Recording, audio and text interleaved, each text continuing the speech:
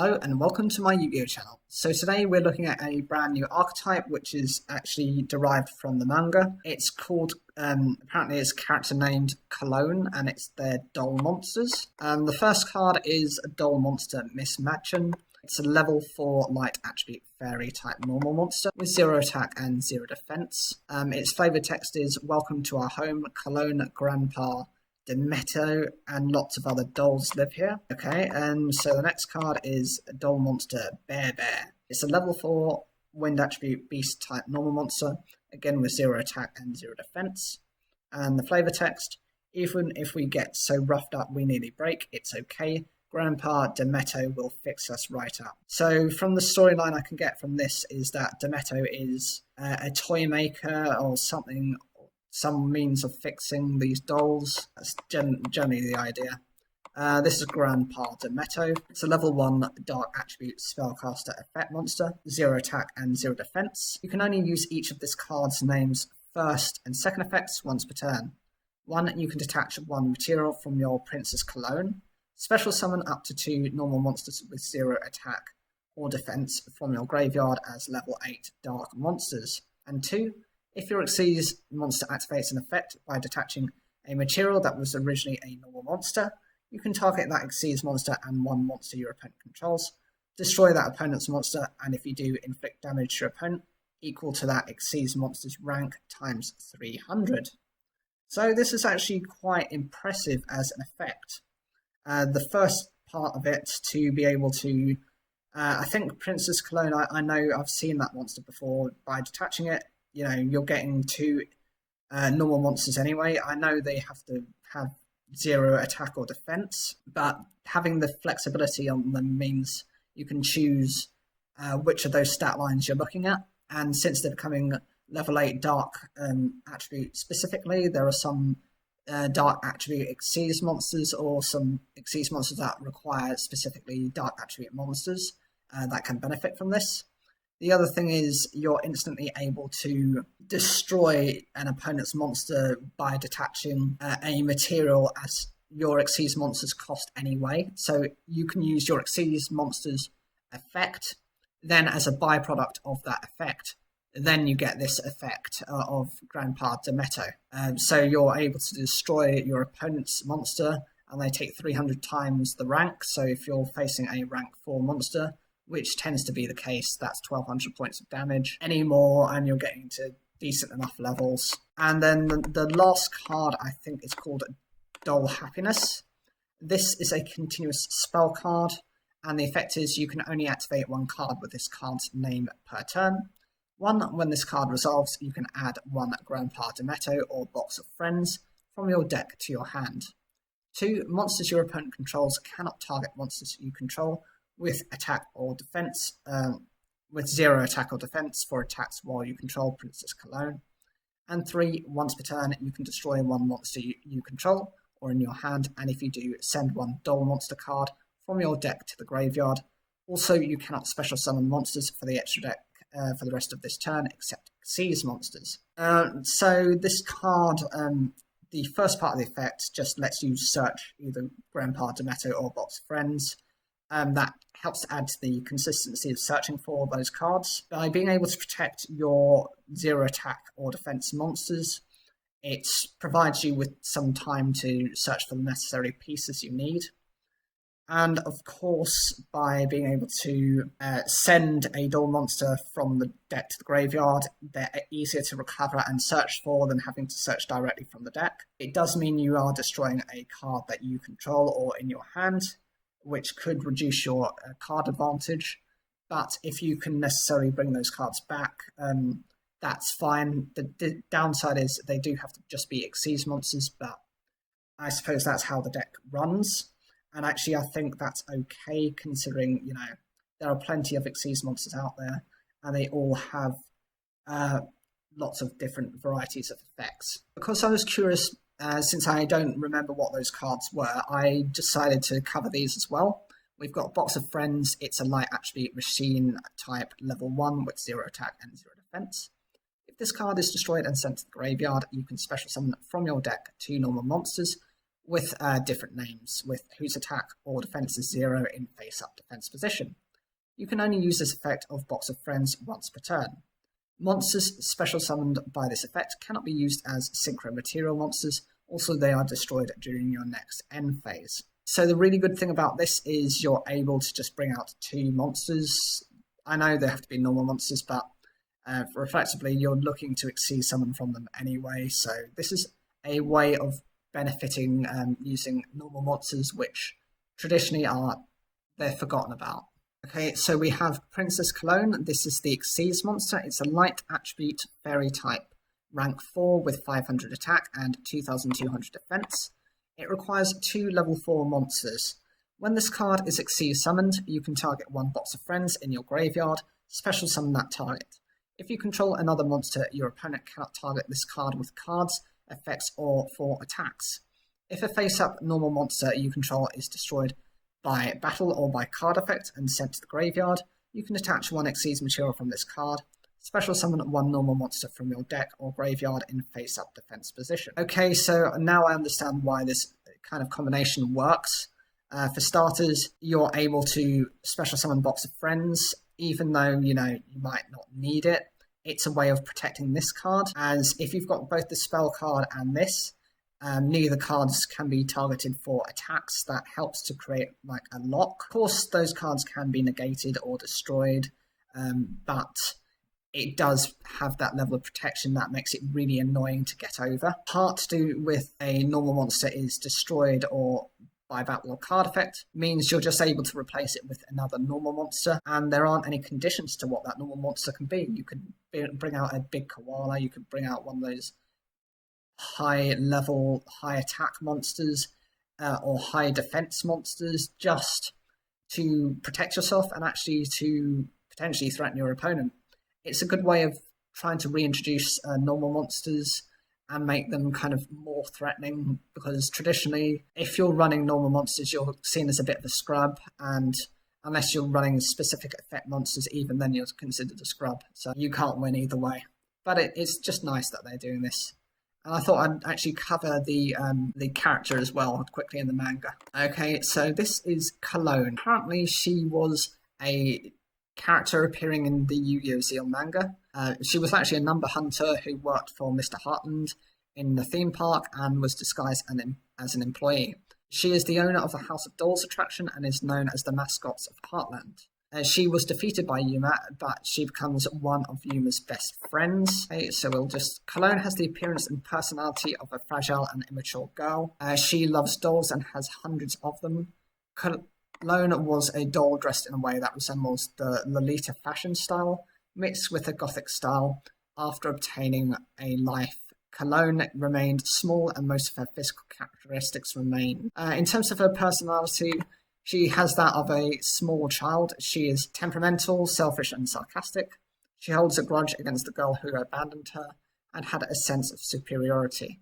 Cologne also appears to be a little naive, as when she was overpowering Yuma, she got so happy and determined to beat him that she forgot her own monster's weaknesses, which caused her to lose the duel. So this reminds me a little bit of the Yu-Gi-Oh! GX series in, I think it was Season 2. And there was this doll named Alice who was able to come alive, and she hated the fact that lots of people would throw away cards, especially these doll parts, because they considered them to be useless. She would witness this constantly and became very angry because of it. She became very dark and she became really frustrated. As such, she wanted to attack and assault duelists who she thought were trash and thought had no respect for their cards. It mentions here as well, however, after she lost to Yuma and Kathy, saved her from the fire, Cologne forgave Kathy and became friends with her and the rest of the gang, eliminating that hatred she had. She also has a gentle side, evidenced by her love towards Grandpa Demeto. Abilities: Cologne is able to see astral like Mr. Heartland and Kaito. In terms of the etymology, Princess Cologne-chan may have been based in Princess Karun-chan, a real-life Japanese doll, and although its name is written in hiragana differently, and a character's name is written katakana differently, both have the same pronunciation. Cologne was once a doll who was bought by a rich girl. However, that rich girl soon bought a new doll, forgetting about Cologne and abandoning her. She was then sent to the disposal plant of Heartland. There, Dr. Faker picked her up and gave her a soul. Cologne was first introduced together with Captain Corn and Thunderspark as the theme park's guardians of peace and justice.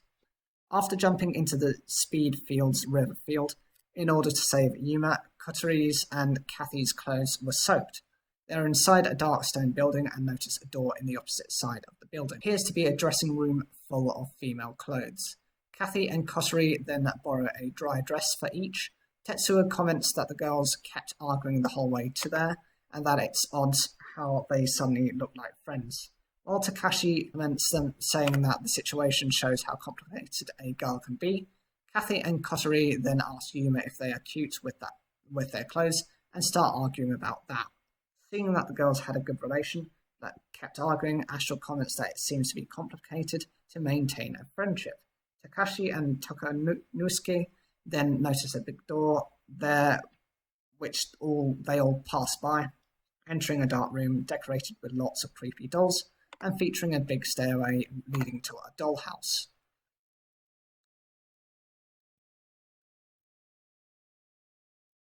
Tokanusuke Haire gets scared with the dolls and screams. Suddenly, Cologne comes down the stairs holding a candlestick. She welcomes them to her house of dolls, and Astral notes she is Princess Cologne, who was known as the mascot of Heartland. They then notice she was also an enemy, and she confirms it, saying that Yuma and Astral won't get out of there.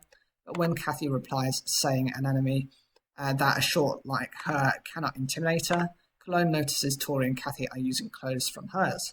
The girls try to excuse, but Cologne doesn't listen to them and enraged throws the candlestick, which surrounds them with flames, and challenges Yuma to a duel. Astral's advice Yuma not to let his guard down, as she looked like even more resolved than the other two assassins, while she takes the first turn when she summons her toy box and destroys it with Mix-Up. Yuma and Astral get confused on how she destroyed her own monster, but then get shocked seeing thanks to that she managed to summon 4 monsters in her first turn. However, as she explains that she couldn't overlay them due to the effect of Toy Box, they get relieved. Then when Yuma uses Zubaba Knight with Shadow Clone Zone, creating 4 copies of him and destroying Cologne's doll monsters, Koteri says that she feels sorry for the cute dolls, while Yuma replies saying that those are his opponent's monsters after all. Kathy cheers Yuma up, but when she was going to say that if he defeated Cologne, she'd be able to keep with the attire, the others stare at her and she instead says that she will return it. Cologne then activates the effect of the field spell card Dollhouse, as Astral confirms that the field they are in indeed had a kind of special effect. They notice the destroyed dolls came back with parts of another of them added to their bodies, and Cologne says that if Yuma breaks her dolls, Grandpa Demetto will fix them for her. Tokanusuke then notices a craftsman sitting on the dollhouse from where Cologne showed up, and they realise that Men is Demetto, but comment about his bad appearance, making Cologne scream that Grandpa Demetto is always doing his best to fix the dolls, and that she won't allow them to treat him as a fool. Astral tells Yuma to keep his concentration, as she now has 3 level 6 monsters, but they get surprised seeing that instead of overlaying them, she set her own monsters to be destroyed by Yuma's Zubaba Knight. Taking considerable damage, Astral says that it's dangerous to let 2 level 8 monsters in Cologne's field, so Yuma manages to summon number 50, Black Ship of Corn, in order to destroy them. However, at that time, Cologne smiles and says that she will now show the power of Frankie. Cologne quickly summons her number. Okay, so she is a number hunter as well. She's got number 22 Zombie Scion. She refers to it as Frankie, totally overpowering Yuma. However, at a certain point of the duel, Yuma asks her why is she so obsessed in winning and serving Mr. Heartland, and if she had any personal reasons like the previous assassin. She tells Yuma and his friends about her past. She then explains that if she loses, her soul will leave her, making her return to what she was. Cologne then yells, crying that she doesn't want to be a miserable doll anymore. This feeling strikes Yuma and the others, making Yuma hesitate about the duel. At that time, Kathy notes she was the girl who abandoned Cologne. She gets awkward and confused about what to do, but when she decides telling the truth, Koteri says that she was the one who abandoned her and apologizes. She did this so that Cologne, soothing her anger, and that Yuma could concentrate in the duel. But Cologne knows she is lying and gets even angrier, throwing oil in the fire surrounding them so that it gets higher, almost hitting them. Yuma and Astral continue the duel. However, due to the strange event involving her number and Yuma's Gaga, she loses the duel. The impact of Utopia's attack throws Cologne to inside the dollhouse, which was in fire. At that time, Kathy dives into the flames and tries to save her, saying that she was the one who abandoned Cologne and had to save her. Kathy's noble attitude makes Yuma, Tetsuo, and Nosuke get shocked, but in the hurry, Kathy mistakes and gets out of the fire carrying one of Cologne's dolls. This time, Yuma decides to go save Cologne, but who comes out of the dollhouse carrying her in his arms is Grandpa Demeto. Cologne's soul was supposed to leave her body, but Demeto gave her his own soul, which happened to keep her alive. While he sends Cologne out of the fire towards Yuma, he is engulfed by the flames together with the field. Cologne mourns the death of Demeto, who she loved, as she had nowhere to go now. Yuma invites her to live with him in his house. Cologne asks him why he is doing that, and he answers saying that everybody that duels him becomes his friend. Cologne accepts Yuma's invitation, becoming friends with him and the rest of the gang. Yuma, the Numbers Club, and Cologne then run towards an iron bridge in order to escape from the Heartland theme park, but the exit is locked and Kite Tenjo and Orbital 7 appear. Kite challenges Yuma to a duel in order to obtain his numbers, but Mr. Heartland shows up from the upper stairs, interrupting them. Mr. Heartland smiles and orders Kite to defeat the messenger from the astral world in front of him. However, Kite says that he didn't become a numbers hunter because of his orders, and triggers Orbital 7's self-explode mechanism, kicking him towards Yuma's gang, which destroys part of the bridge. This makes Yuma and his friends fall in the water under them, which allows them to escape. Cologne explains to the gang that Kite has become a numbers hunter to protect his little brother, who is ill. Later, Yuma and the members of the Numbers Club gather in Kathy's house. Everyone get impressed at her mansion. Astral comments that it is much better than Yuma's house. Kathy then tells Yuma that if he marries her, all that would be his, and Kotori doesn't believe she had said that and yells at her. Kathy apologizes with Cologne and tells her that she can live there if she wants to. However, she just turns around and says that she likes Yuma's house better and that she prefers love to money. Tetsuo then asks Kathy what she wanted to show them. She then presses a cat paw-like button, which opens a door leading to a big room with many researchers and big computers. Kathy explains that as an apology for the trouble she caused, the Numbers Club headquarters would be established there, where they could look up mysterious phenomenon happening throughout the world and therefore locate the numbers. While the guys get amazed on the technology and say how Kathy is really put into it, Kotori sarcastically says Kathy is letting her number do the talking, while she replies asking if Kotori could do that. Yuma says that finding numbers is not a game, to which Astral replies saying that yet it was heartening and advising Yuma to tell the others about the previous day. Yuma then tells them that Astral told him that now he got 3 numbers, some of his memories have returned. Yuma asks what he remembered, and Astral says his enemy is Dr. Faker, who plans on using the hidden powers of the numbers to destroy the astral world. However, it is linked to this world, so if the astral world dies, this one will die as well. Kotori asks if that's for real, and Yuma answers, saying that Astral doesn't lie, in fact he can't lie. Kathy asks what is that hidden power of the numbers, but Astral hadn't regained that much memory yet. Takashi asks if Dr. Faker knows both worlds are connected, and Cologne says that he brought her to life, but that he is a really scary scientist, and that she wouldn't put it past him. Takahashi and Tanonosuke get scared on how he knows about that fact, but still wants to destroy the astral world, and on how a man like that is collecting the numbers. Yuma says that they have to get the numbers first to stop Dr. Faker's plans, and Tetsuo then deduces the fate of the world is riding on this. Then everyone except for Tanonosuke gets spirited up and say that they will keep on collecting the numbers and that the Numbers Club will protect the world. Cologne helps Yuma and Astral investigate Shark's past as well as why he started hunting numbers.